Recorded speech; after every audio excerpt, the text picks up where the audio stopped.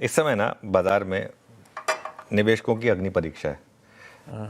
देखिए आशीष, हम सब मार्केट में इन्वेस्टेड है ना, और हम सब चाहे फंड्स के थ्रू चाहे डायरेक्ट इन्वेस्टिंग के थ्रू पोर्टफोलियो हमारे भी काफ़ी नीचे आए हैं, और एक फ्रस्ट्रेशन होती है ऐसी मार्केट को देखकर। ठीक है, तो देखिए इस फेज़ में ना एक चीज़ होगी, जो कोविड के बाद नए इन्वेस्टर्स आए थे ना, उनमें से काफ़ी गायब हो जाएंगे, क्योंकि उनको रियलाइज़ हो जाएगा कि भाई वो जो 1-2 साल का फेज़ था वो एक लक वाला फैक्टर था, शायद मार्केट उनके लिए नहीं है।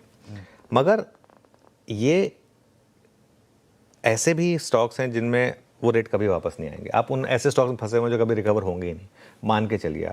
आप अपनी होप में बैठे रहें कि वो स्टॉक रिकवर हो जाएंगे, वो रिकवर नहीं होने वाले। मैं बार बार नाम नहीं लूँगा, मैं कई बार नाम ले चुका हूँ, ठीक है। मगर एक चीज़ बताऊँ मैं आपको, एक मनी कंट्रोल का एक इवेंट हुआ था, उसमें संजय भट्टाचार्य ने एक बात कही थी कि अगर आप इस मार्केट में पैसा नहीं लगा सकते तो फिर स्टॉक मार्केट आपके लिए नहीं है।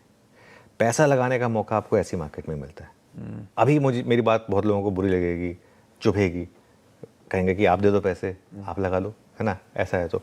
तो ये देखिए, इस समय सेंटिमेंट खराब है, इसलिए भाव अच्छा है, ठीक है।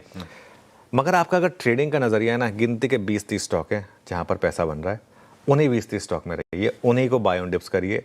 वो गिनती के 20-30 स्टॉक्स क्या हैं? कुछ कैपिटल मार्केट के हैं, कुछ फार्मा के हैं, कुछ मिड कैप आईटी के हैं। अगर मैं नाम लेना चाहूँ तो जैसे बीएससी है, एंजल वन है, कोफोर्ज है, जाइडस लाइफ है, 4-5 और नाम ढूंढ दूंगा मैं। बेसिकली रोज सुबह चर्चा में आते भी हमारे, जो रोज हमारी चर्चा में आते हैं, बेसिकली वो वही सारे स्टॉक्स हैं जिनमें आपका पैसा बन रहा है, और इन्हीं पर फोकस करिए फिर आप, ठीक है। और कहीं जाने की जरूरत नहीं है आपको। अगर आप इन्वेस्टर तो एक बुफे लगा है, लेकिन ठीक है, बट अगर आप एक इन्वेस्टर हैं तो आपको थोड़ा सा लॉन्ग टर्म का व्यू रखना पड़ेगा, 4-5 साल का व्यू रखना पड़ेगा। फिलहाल के लिए रेट सेंसिटिव सेक्टर से दूर रहें, ठीक है। चाहे अच्छे ऑटोज हों, बैंक्स हों, एनबीएफसीज हों, रियल एस्टेट हों।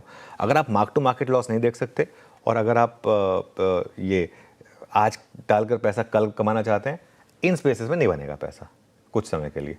हालांकि इन्वेस्टिंग के लिए इन्हीं में से आपको अच्छे स्टॉक्स अब अच्छे प्राइस पर मिल रहे हैं।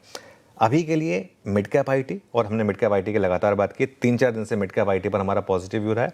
फार्मा और कुछ चुनिंदा एफएमसीजी शेयर, यहीं पर पैसा बन रहा है, ठीक है। लार्ज कैप आईटी से अभी भी मैं कहूँगा कि थोड़ा दूर रहें, मिड कैप आईटी फिर भी ठीक है।